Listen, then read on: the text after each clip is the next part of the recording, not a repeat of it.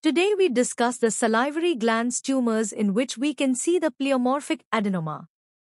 Under the following headings: Introduction, Histogenesis, Clinical feature, Clinical presentation of pleomorphic adenoma, Histological feature in which we discuss the macro and microscopic feature of pleomorphic adenoma. Treatment. Introduction. Pleomorphic adenoma is the most common benign tumor. It also called mixed tumor.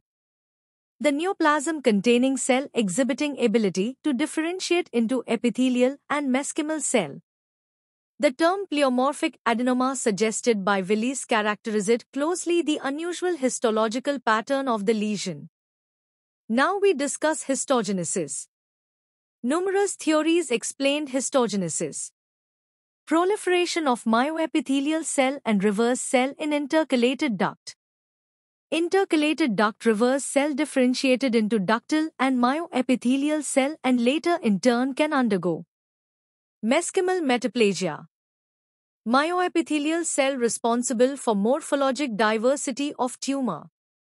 Dardick theory is most accepted theory. He said that neoplastically altered epithelium cell with potential for multidirectional differentiation may be histogenetically responsible for pleomorphic adenoma.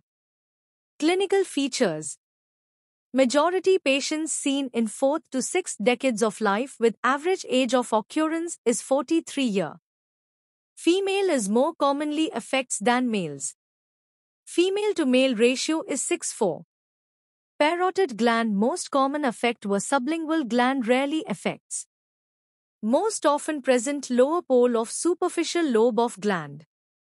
10% tumor arises deeper portion of gland. 8% tumor involve minor salivary gland. Most common site palate of pleomorphic adenoma is palate which involves 60 to 65%.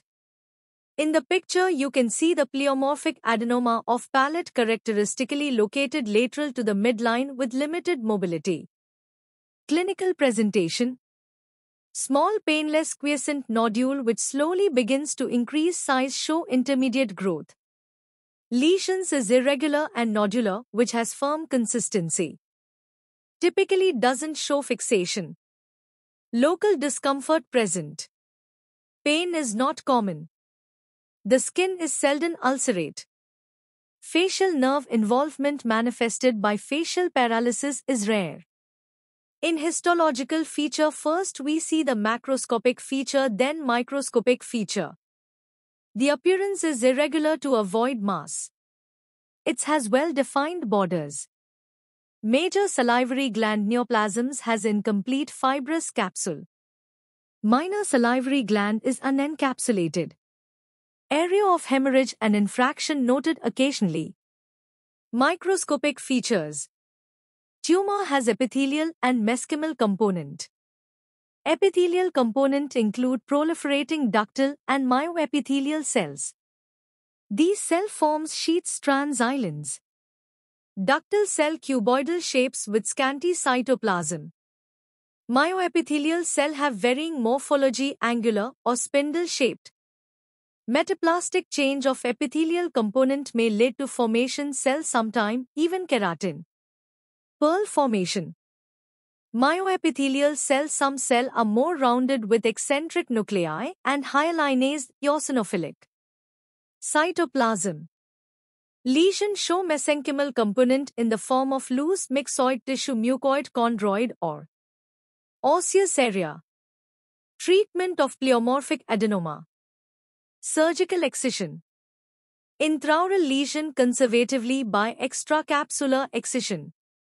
Tumor are radioresistant contraindicated.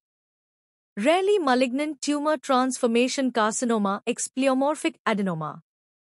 Squamous cell carcinoma can arise from long-standing pleomorphic adenoma.